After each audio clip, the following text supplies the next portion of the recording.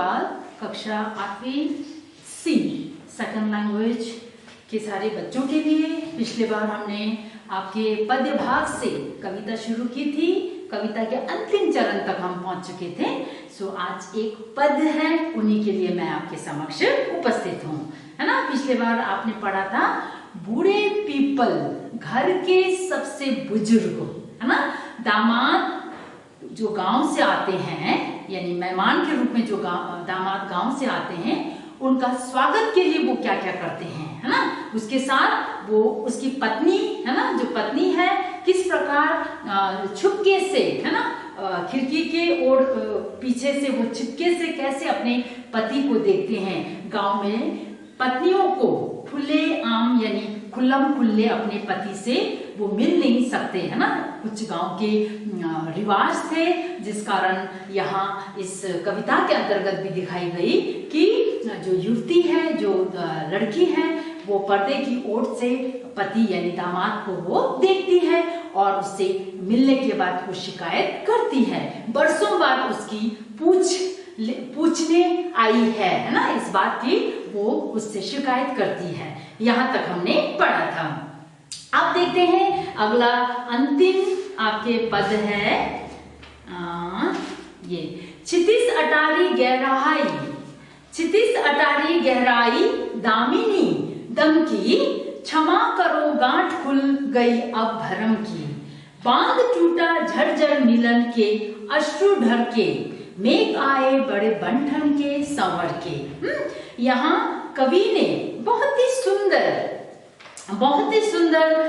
पंक्तियों के द्वारा पति पत्नी के मिलने का बहुत ही खूबसूरत चित्र यहाँ प्रस्तुत किए हैं। मिलने के बाद उसे यानी पति के प्रेम का प्रमाण मिल जाता है ना, कि पति का ना आने की जो कारण है ना, ना आने के कारण जब पत्नी नाराज होती है, उससे शिकायत करती है, वो सारी जो भ्रम है ना, जो गलतफहमियां, जो शंका थे, जो संदेह थे, वो संदेह टूट जाती है, यानी खुल जाती है वो भ्रम, और उसके आंसू बहने लगते हैं।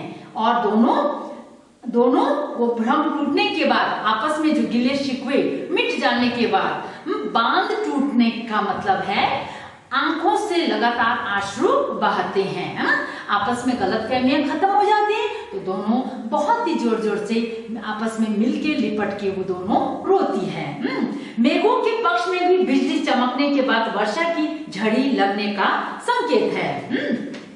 बादलों में एकत्र जल ऐसे बरसने लगा जैसे कोई बांध टूटा हो।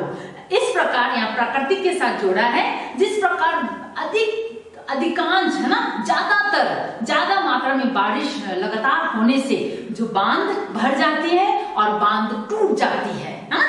यहाँ जो युवती के अंदर भी काफी सारे शिकायतें थी अपने पति के लिए, है ना। काफी समय न मिलने के कारण वो काफी सारे जो शिकायत है यहाँ पानी के रूप में बरस जाती है, पानी के रूप में टूट जाती है। जैसे अधिकांश पानी भर जाने से बांध में, ज्यादा मात्रा में पानी भर जाने से बांध टूट जाती है। यहाँ बांध टूटने का मतलब भ्रम खुल जाना और जोर जोर से रोना। बादलों में एकत्रित जल ऐसे बरसने लगा जैसे कोई बांध टूटा। दोनों का मिलन अटारी अर्थात छत पर एकांत में होती है। यहाँ पे दिखाया, मैं भावार्थ आपको समझाती हूँ। ये जस्ट हल्का सा आपको बताया कि इस पद में क्या बताया। व्याख्या भावार्थ के अंतर्गत आकाश में बादल छा गए, क्षितिज पर गहरे बादलों में बिजली चमकी और वर्षा प्रारंभ हो गई, है ना। इस झरझर वर्षा होने लगी। इस भाव को कवि ने मेहमान और उसकी पत्नी के मिलन के प्रसंग यहाँ प्रस्तुत की है। लता रूपी पत्नी ने किवाड़ की ओट से अपने यानी पति अर्थात मेहमान को, है ना, मेहमान को देखा और साल भर बाद आने की शिकायत की, उल्हाना दिया।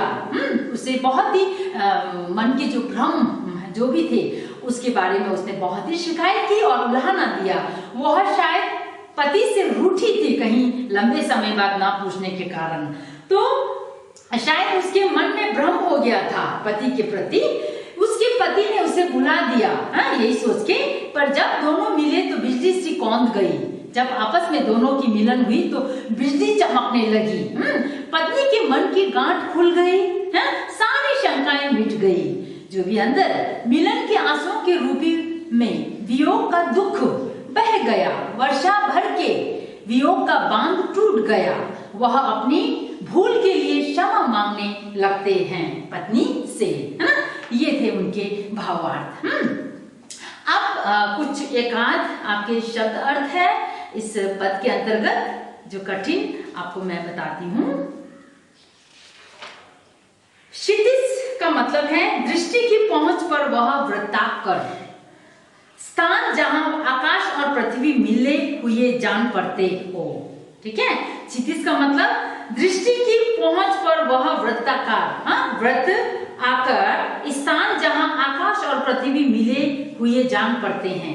जैसे मानो आकाश और पृथ्वी क्षितिज से देखने से, है ना, क्षितिज में चढ़ के देखने से मानो आकाश और पृथ्वी बहुत ही समीप है, आपस में मिले हुए हैं, वैसा, है ना, क्षितिज। अटारी यानी घर के ऊपर की कोठरी अर्थात छत, है ना, जहाँ पे दोनों मिलते हैं एकांत में। दामिनी यानी बिजली कड़कने का, भरम यानी संदेह, शक, अश्रु यानी आंसू, बांध यानी यहाँ रुकावट, है ना, रुकावट, पानी जहाँ ठहर जाते हैं, रुक जाते हैं, बांध का रुकावट यहाँ बताए गए हैं। तो ये थे आपके कविता मेघ आए, है ना, पहला, दूसरा, तीसरा, चौथा आज हमने पूरी तरह से खत्म कर दिए कविता। मैं आपको कल परसों मैंने एक आपके कक्षा अध्यापिकाओं द्वारा कुछ पिछले कराए गए कुछ क्वेश्चंस भेजे थे, क्वेश्चंस के साथ उनके आंसर्स भी भेजे थे, आपको याद करना है, हो सके कविता भी याद करने की कोशिश करना। ठीक है, सो ये थी आज की कविता, है याद करना, भावार्थ, पद्यांश के साथ साथ आपके पूरे भावार्थ आपको याद करना है, केंद्रीय भाव, भावार्थ, है ना, और जो प्रश्न कुछ दिए हैं वो, और आपके वर्कबुक में जो आपके अभ्यास प्रश्न है उन्हें भी आपको भावार्थ की सहायता से करना है।